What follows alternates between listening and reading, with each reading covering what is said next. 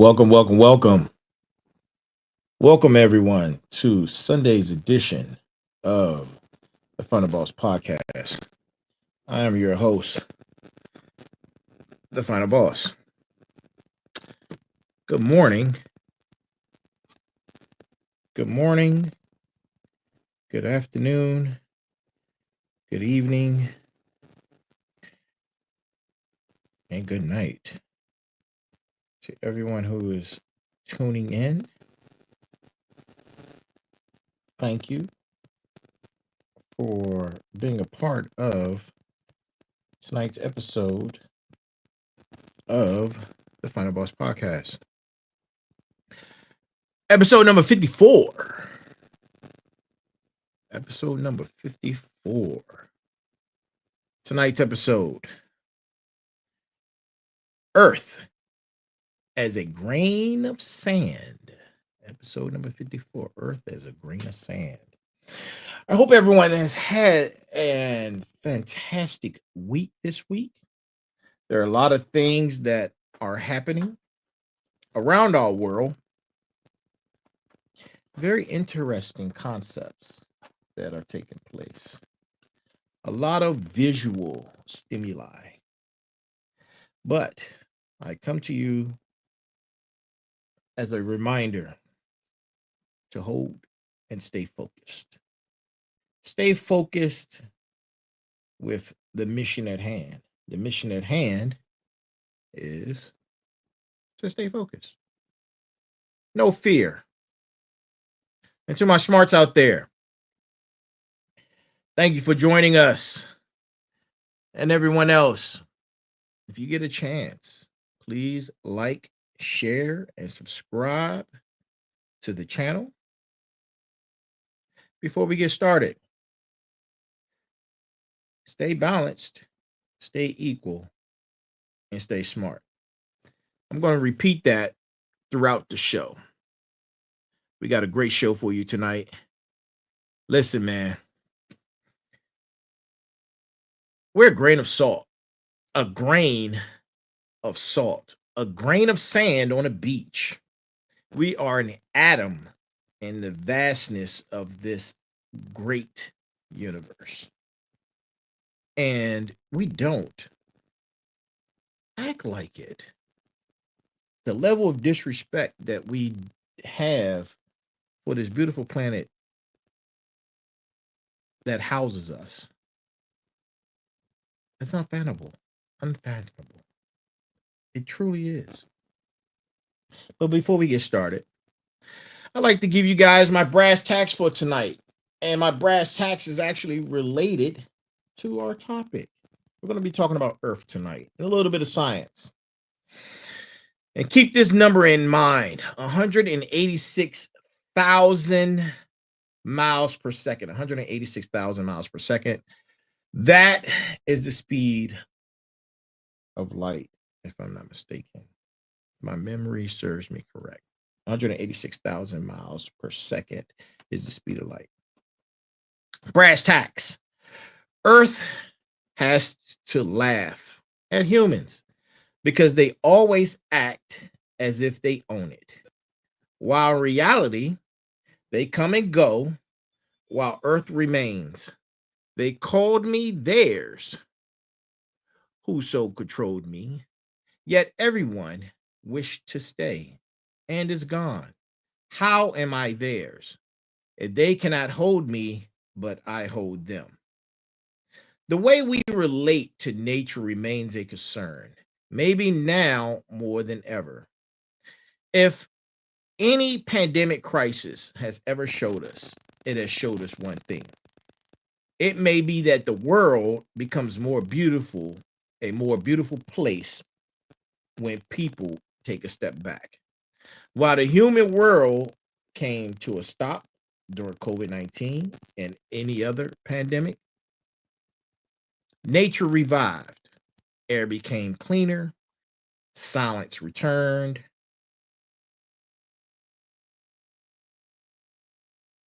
and so forth and so on. That's the brass tacks for tonight. Tonight's show, Earth as a grain of sand. We're going to be embarking on a cosmic journey, because I love science, exploring a sheer scale of the known universe and contemplating our place within it, because we don't know our place. We've lost our place. We've lost our place. We're going to be examining the analogy of Earth as a single grain of sand on a vast beach and consider the implications of this perspective on our treatment of our planet. We're going to start with the basics, man. The basics.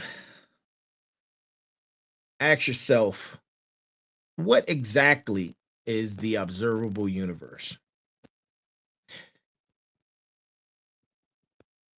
How big is it? Neil deGrasse talks about these things all the time, and I love a lot of his talking points. So I'll be bringing up some of his talking points throughout the show tonight. The observable universe is the portion of the universe that we can currently see. Remember that speed of light. That's what you can see from point A to point B, from what you can see to how far you can see and how fast it takes to get out there. 186,000 miles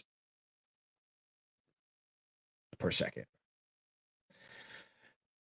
Limited by distance, light has had time to travel to us since, people say the Big Bang Theory, if you believe in that. Given the universe's age of approximately 13.8 billion years, and the fact that the universe is expanding, the observable universe's diameter is estimated to be around 93 billion light years. This is a mind-boggling distance beyond you and I's comprehension.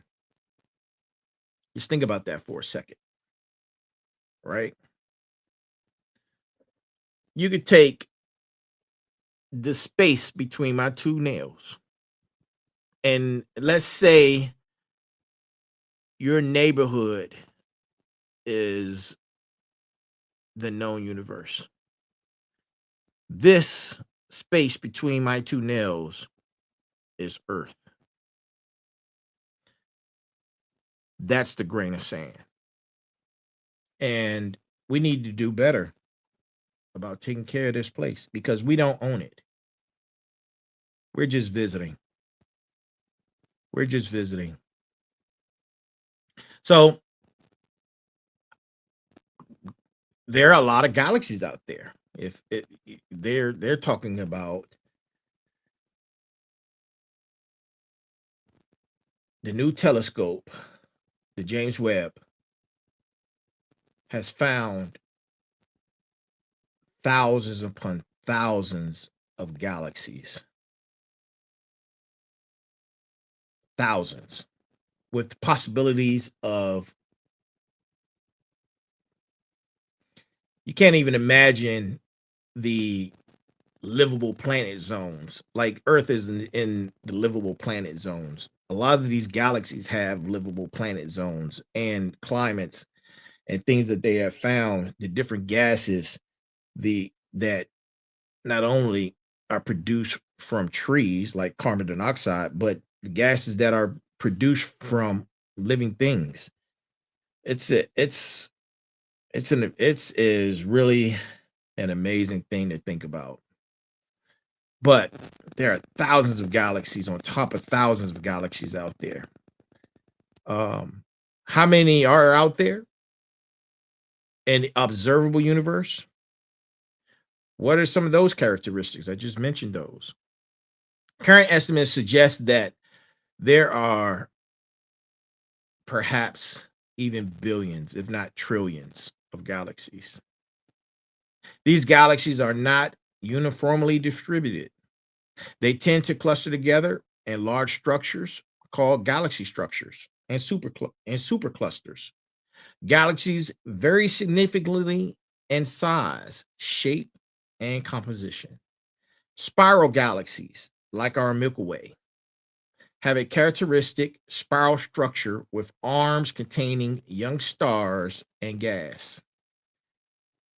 Elliptical galaxies are more spherical or elongated and contain older stars. Irregular galaxies lack a defined shape and often exhibit intense star formations.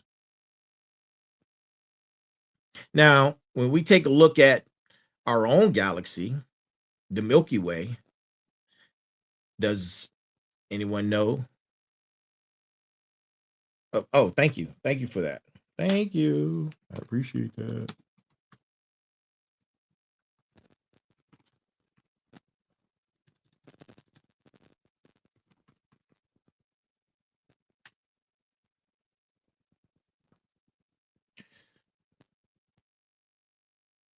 We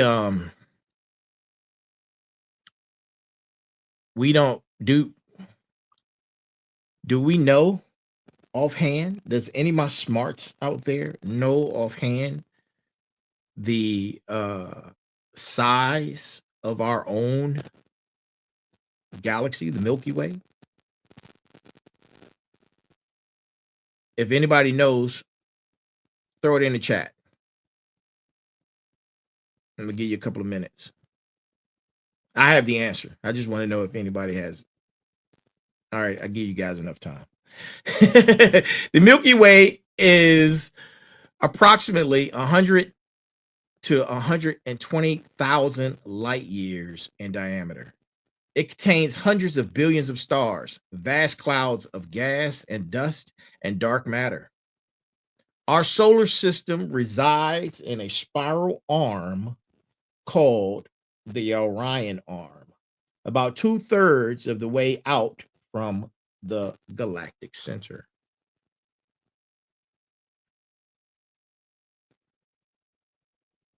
Since we're focusing on our solar system right now,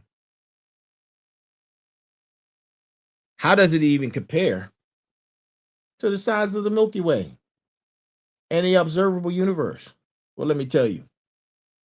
The solar system, with its 8 planets and other celestial bodies, is incredibly tiny compared to the rest of the Milky Way.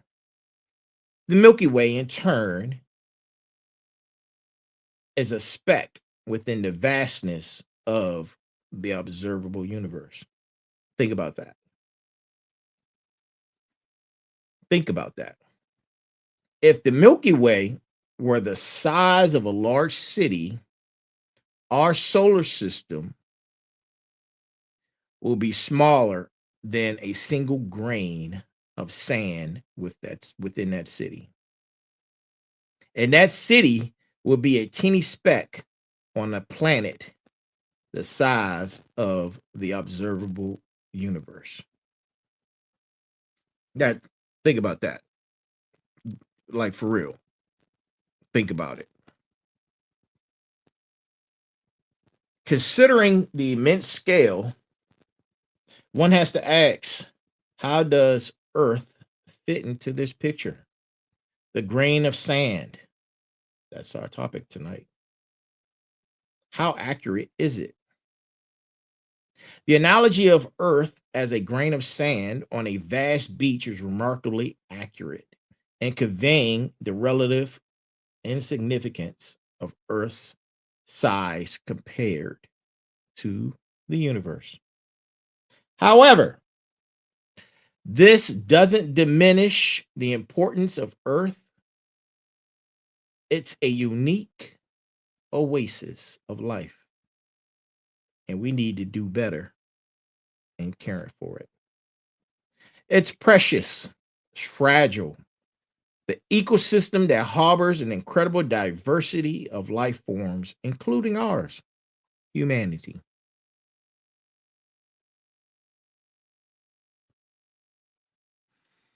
Despite its small size, Earth is very unique.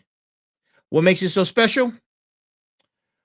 Why is it so important for us to protect it? I was wondering about that this week, which brought me to today's topic. the conversation that was just had this past week in the White House, where our president had mentioned World War III several times. Thinking about World War III brought me to the idea of tonight's topic. Earth has a unique combination of factors that makes it inhabitable. Liquid water, a protective atmosphere, a stable climate, and a complex biosphere. All these things are very crucial to have life on this planet. It's a delicate balance of these factors is what makes Earth so special and so vital. And we must continue to protect it. Now, mind you, there are no policies, and I'm going to say this again. There are no policies, no regulations, no organization, no regulation, no policy, no organization that can stop what nature will continuously grow in or engage in. You can't stop nature. What this planet has planned for the planet will continue. You can't stop the earthquakes, the volcanic eruptions, the erratic weather patterns. It can't be stopped. There's no agency, policy, or regulation on this planet that can stop nature or Earth from doing what nature and Earth is going to do. You can't change it. For too long, man has tried to stop Earth from, as the kids would say, Earth from earthing. You can't, it's stop. We have to learn how to respect it and embrace it. We have to learn how to respect it and embrace it. Yeah, I love the Dark Tower. That's that's a great book and great movie. Pretty cool. Pretty cool stuff. So since I mentioned that, we're going to talk about the how fragile Earth's ecosystems are. What are the some what are the some of the key threats facing our planet? Smarts, think about that. What are the outside of man? Because man is the biggest threat. Outside of man, what are some of the key threats facing our planet? You know what? Man is the biggest threat. Let's face it. Man is the biggest threat to our planet.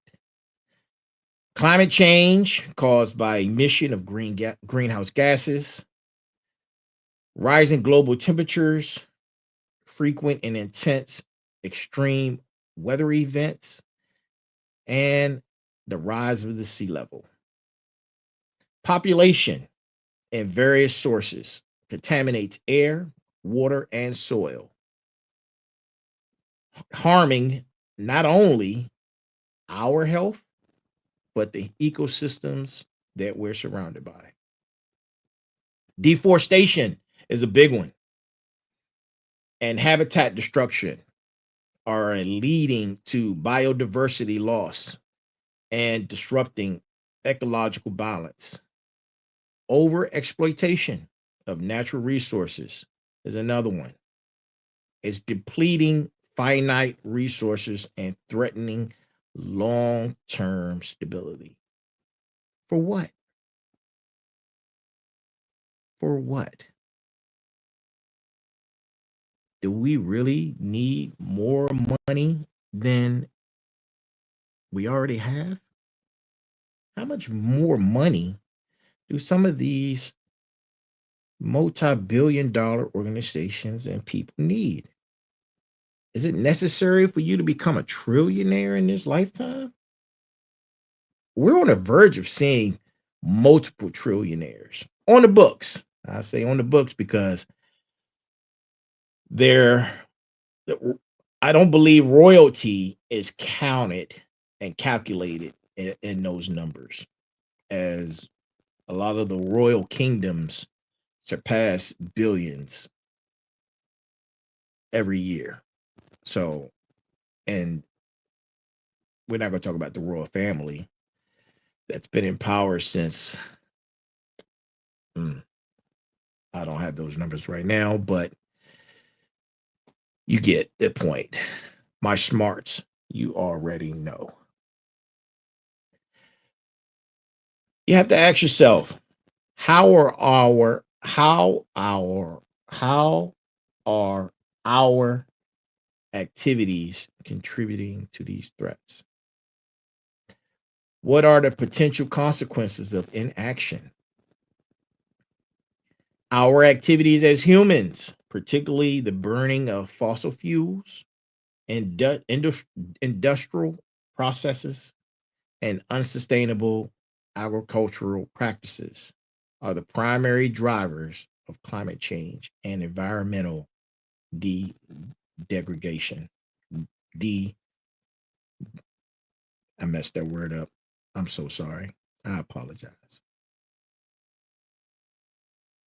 It happens. This is live, so it happens. I was watching uh MSNBC the other day on Morning Joe, and they had a lot of people say, "Hey, man, I'm gonna go off topic for a second. When you're on live, people say you have the oohs, the ahs, and the ums." I'm like, and I've studied other shows and lives and podcasts that are live. Everyone does it across the board. Everyone does it across the board. It's a practice. And as a practice, when you get anything you practice, you get better at. So it's one of the things that I am working on to get better at. Also, if you didn't know, a lot of times when people are going live, they have materials in front of them that they're reading from. It's it's you know, it's it's like having a teleprompter in front of you. You read from it.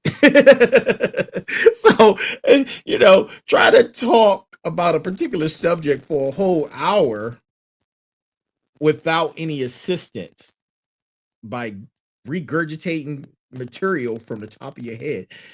It's not as easy as some may think, but it is possible. But let's get back to the topic. I had to throw that out there. There are consequences for inaction, and those consequences are severe and far reaching, including more frequent and intense extreme weather events, widespread displacement of populations, disruptions to food security. That's a big one. That's a big one. And irreversible damage to ecosystems. You hear a lot of talk now. Food shortages, food shortages, food shortages. I believe Turkey we just imported some eggs from Turkey. I won't be eating those eggs, but I'm just saying. Out of all the chicken farms that we have in America, we're importing eggs. I find that to be quite interesting. But you know, given the vastness of the universe and the unique nature of Earth, how does humanity's treatment of this planet reflect on us? How does it reflect on us? What would you grade us from A to E on how we treat our planet? What grade would you give us? Drop it in the box. What grade would you give us? From a cosmic perspective, humanity's treatment of Earth is deeply concerning. Our actions demonstrate a lack of respect for the delicate balance of our planet's ecosystem and a disregard for the long term consequences of our unsustainable practices.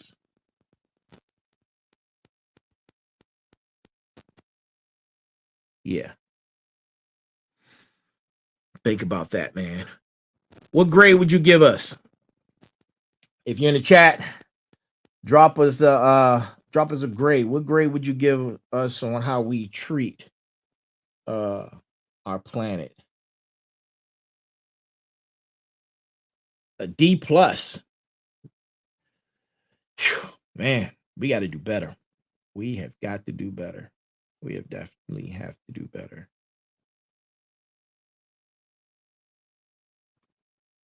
We have got to do better. What are some examples of human activities that demonstrate a lack of respect for Earth? C minus. Okay. All right. I see you on that. C minus. Okay. Okay. C minus D plus. There's a D. You average out. All right. Deforestation of the Amazon rainforest. Pollution of the oceans.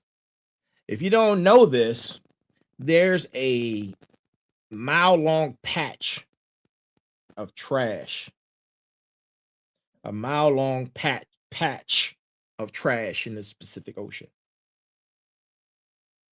And it's growing. And it is growing. They talk about all of the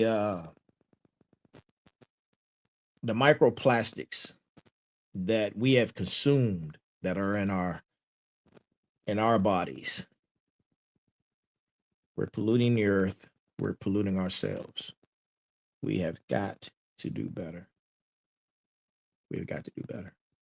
Unsustainable fishing practices leading to the depletion of fish stocks and the emission of greenhouse gases causing climate change.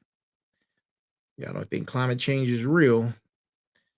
The earth is already changing. What we're adding to it is just speeding up the process. That's what's happening. It's speeding up the process. I don't know how many of you guys are in the DMV or in the East Coast, but last night we had 20-mile-per-hour winds. It was crazy. It was crazy all night long, man. I'm telling you, we have to do better. We have to do better because the earth is going to be here. The question is if we as humans are going to be here because the earth is going to be here.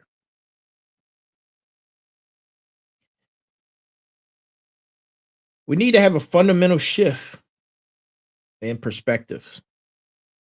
We have to move away from the mindset of exploitation and one that's towards stewardship.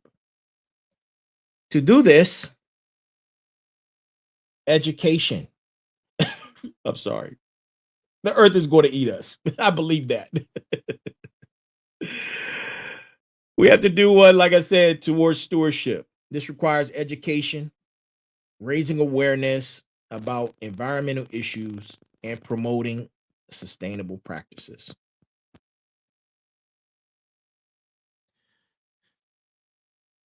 Now, with the technology we have right now and currently, we can help have technology a bless address some of these environmental challenges. You have to ask, how can technology help us become better stewards of this planet? Static. Okay, okay. I hear you. I hear you. I hear you.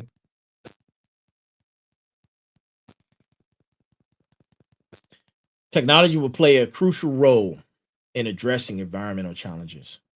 Renewable energy technologies, solar, wind, geothermal, can help reduce our reliance on fossil fuels.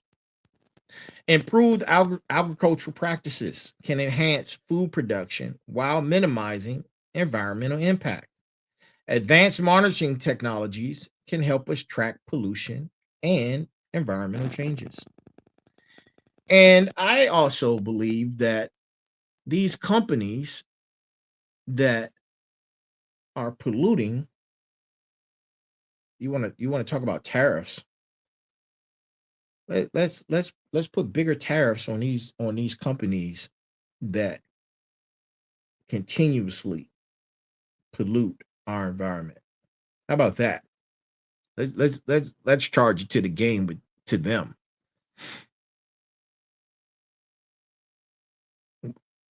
It's our responsibility. It's our responsibility to take care of this land for our children's children. We're on borrowed time right now. We're borrowing it from our children right now. Think about that. Think about that right there. What are some practical steps individuals can take to reduce their environmental impact? Individuals can make a difference by reducing their energy consumption, conserving water, choosing sustainable transportation options, reducing waste, and supporting environmental friendly businesses. I believe with all these new policies that are taking place, people are taking a stand against companies that are against certain policies. Um, Last week, protesters decided to take a stand to not spend money. And in that, people had videos of different stores that were empty, gas stations with no cars in it. It's all over social media. My smarts, I don't need to go into. I don't need to go any further into that. But sometimes you just have to take a stand and stand in what you believe in. And since we're protesting these businesses that are against some of our causes and the things that we believe in, we might as well look at protesting against companies that harm our environment. Add that to the list. Add it to the list.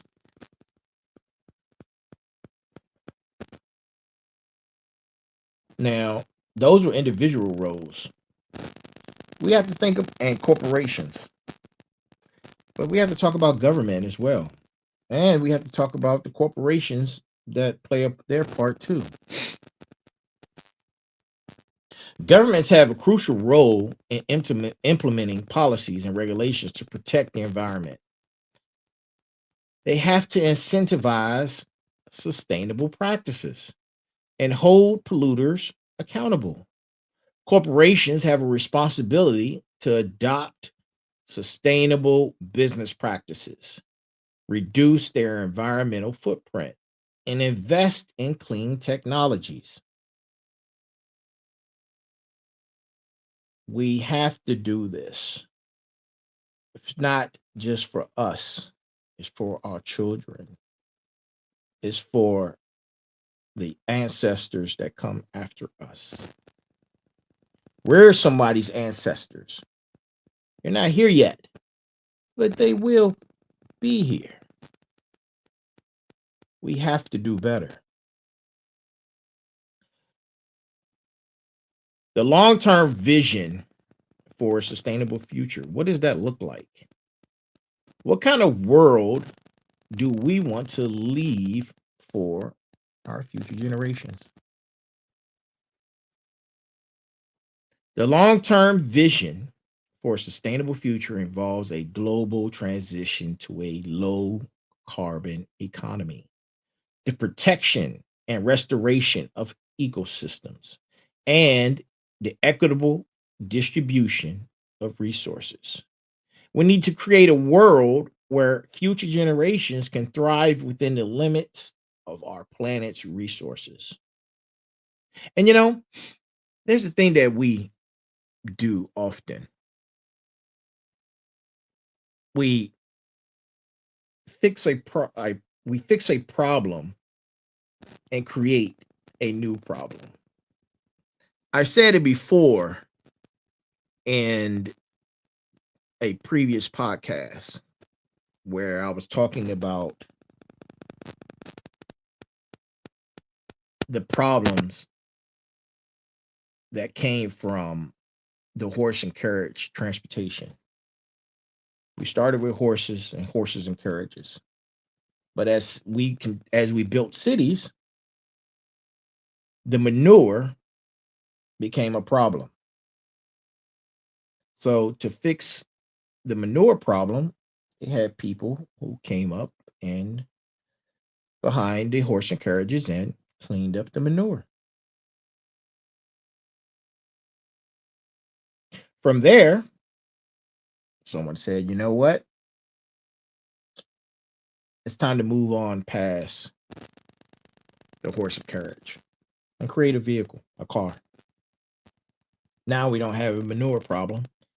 Now we have the problem with pollution. And my smarts, the story goes on and on and on from there.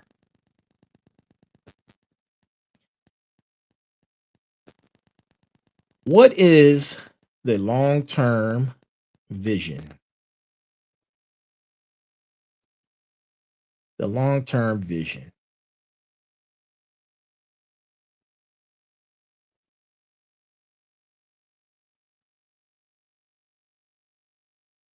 The long-term vision. It's going to take a lot of work. It's going to take a lot of work. That's something that if you care, something you should be thinking about. The earth is fragile. Our ecosystem is fragile.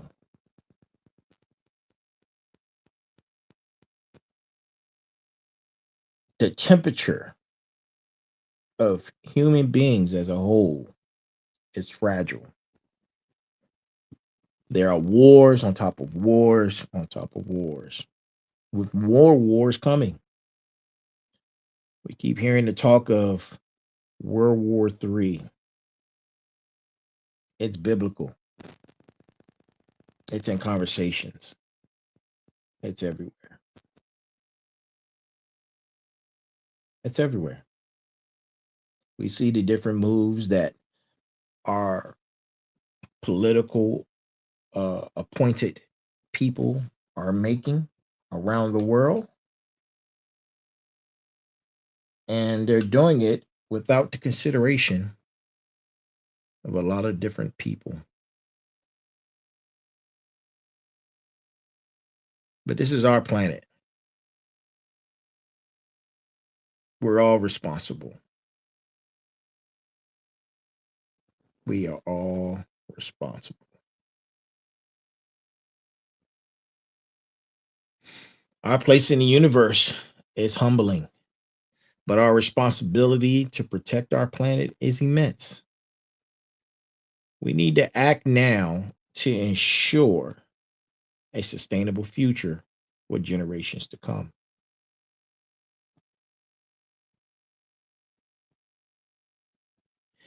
You're correct. Climate change is part of Earth's natural process. But the damage that we're also doing is speeding up a lot of these processes. And you're right, it cannot be stopped.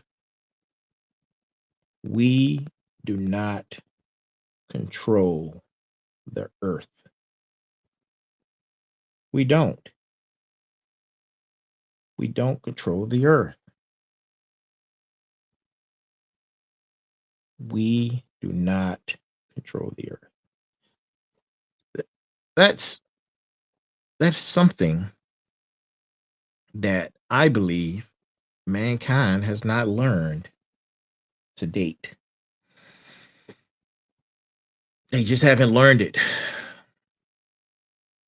You and I may have learned it, or there are a lot of others out there that may have learned it. But as a whole, those who are in power, those who treat the earth as a money grab, I don't believe they care. They're here to get their money, pass on their legacy, and pass on their fortunes so they can stay in control and their name lives on. That's it. But what happens when we have an ELE event? An event is an ELE, extension level event. What happens then? Right? What happens if our disrespect of our planet speeds the process up to us having an ELE event? Mass floods, tsunamis, erratic volcano activity, earthquakes, strange weather patterns. What if we're speeding up the process? Where does your legacy go then? The earth is still going to be here. And humanity has been wiped out before. And the earth continues to thrive. It continues to change. It is always changing like a living entity. It is always changing.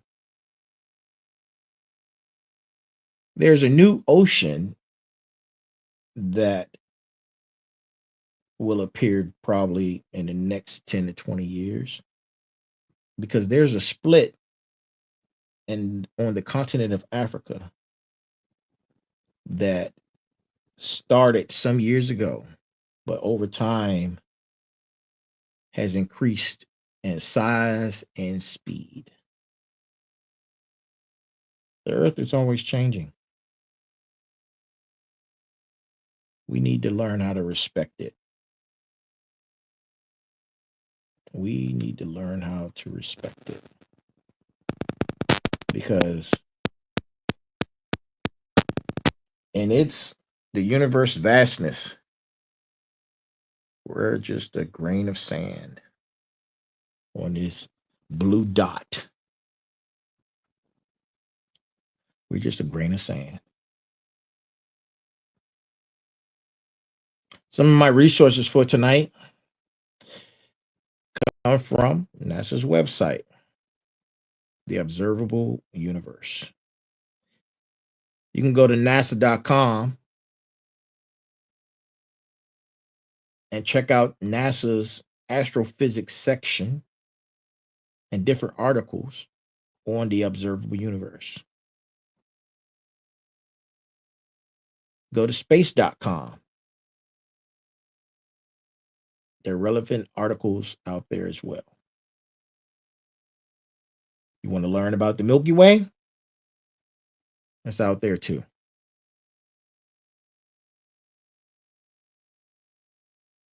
NASA's astrobiology program is also on NASA's website. There are different scientific articles and reports on the impacts of climate change and environmental destruction. All that information is readily available at your fingertips. Please do your due diligence. Think about this planet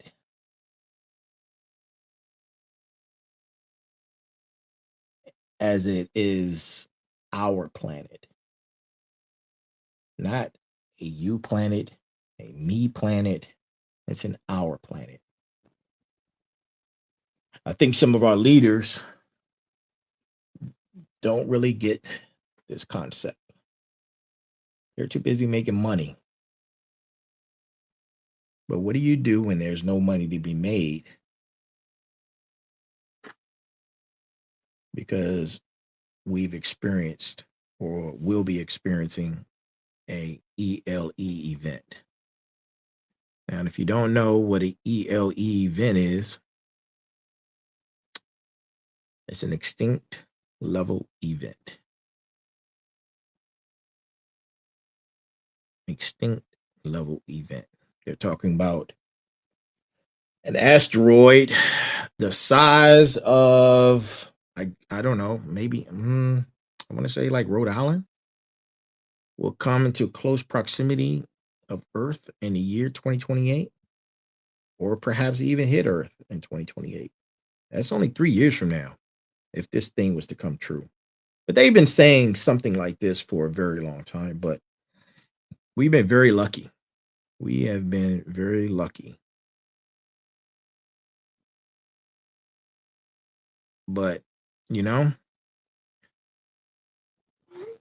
maybe this time we won't be so lucky. Then what? What do you do? How do you prepare for that? No money in amount no amount of money in the world can stop. A tsunami is an ELE event, correct? No amount of money in the world can stop that. Nothing. Nothing. Nothing. Nothing. An ELE is a hypothetical scenario. Just, said that. Where an event causes the extinction of the human species or a significant portion of life on Earth. While the term often evokes dramatic imagery of asteroid impacts or supervolcanoes, the reality is more nuanced. ELEs can stem from various causes, both natural and human induced. Here's some key aspects.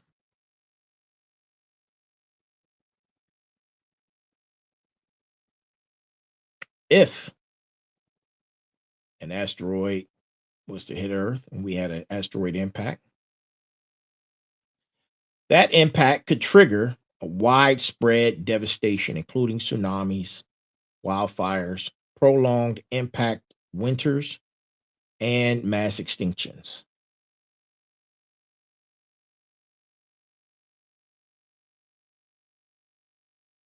Supervolcano eruptions.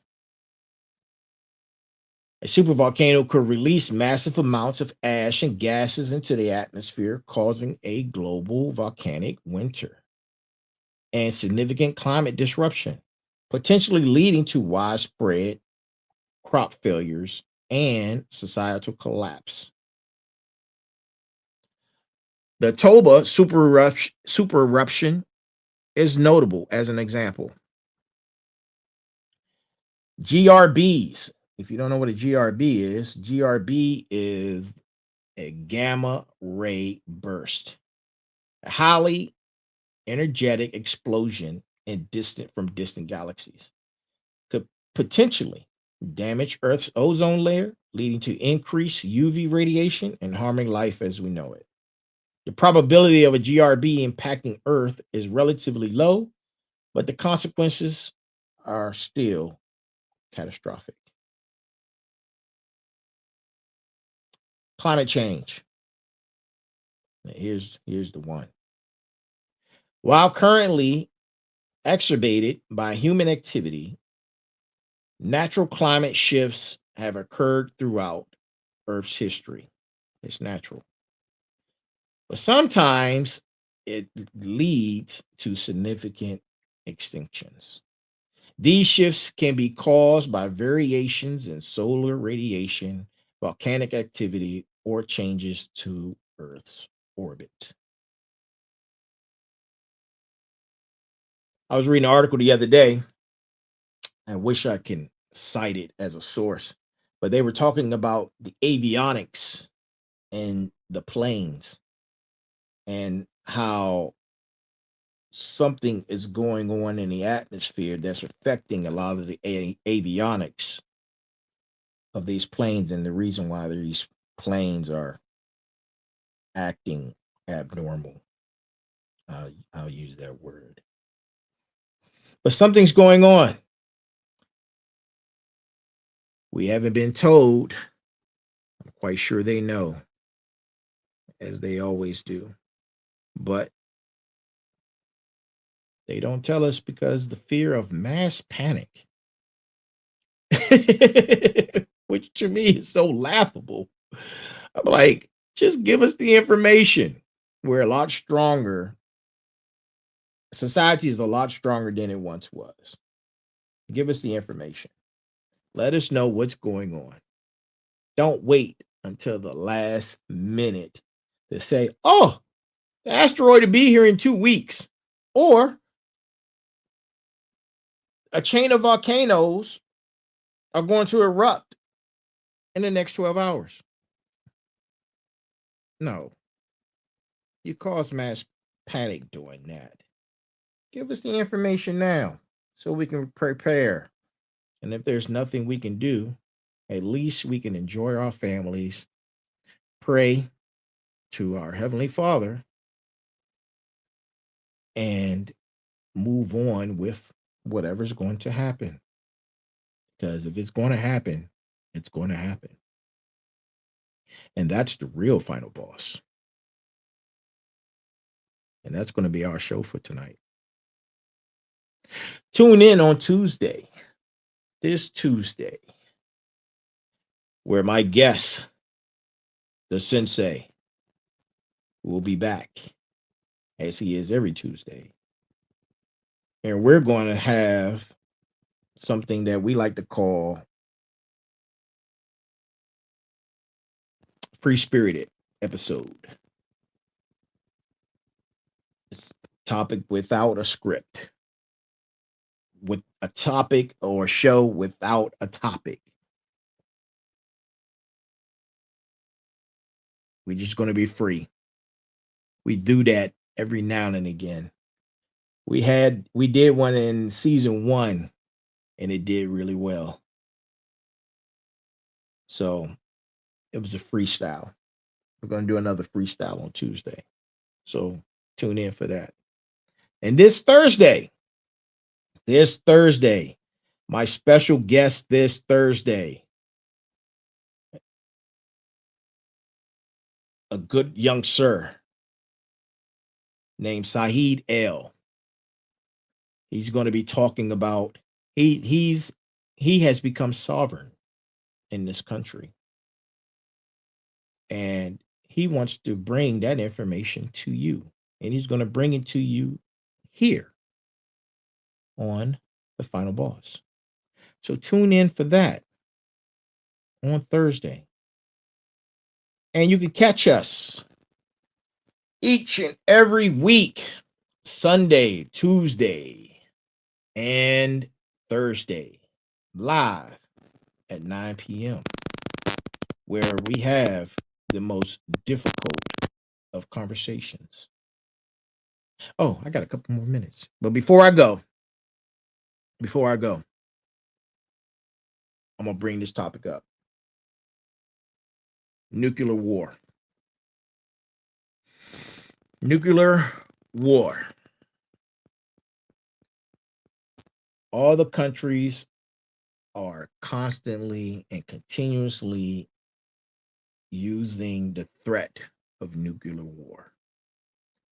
If you don't know what a nuclear war is, a nuclear war is a large scale nuclear war that could lead to a nuclear winter, similar to a volcanic winter, with widespread devastation and potential for societal collapse. In that, other issues can also be caused: bioengineered pandemics and more climate change, of course. But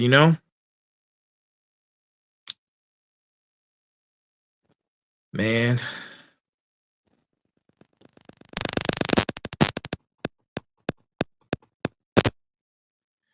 we're here and we're here now. Let's see what we can do to prevent these things from happening. If the earth is going to do its thing, allow it to do its thing. There's no course of action that will change that. Like I said before, there's no agency, there's no regulation, there's no policy, there's no government on this planet that can change that. But we have to do our part in being and continue in improving being environmentally friendly to the only place we live on this blue speck, this little dot in the vastness of the universe. This right here between my fingernail is Earth in the vastness of the universe. That's our show for tonight. I hope everyone enjoyed it. I hope you took notes. Thank you for tuning in, per usual. Please continue to like, share, and subscribe to the channel. We have more episodes on the way. And on the way are more episodes. Stay balanced, stay equal, stay smart. I'm the Final Boss, and it's the Final Boss Podcast. You have a good night.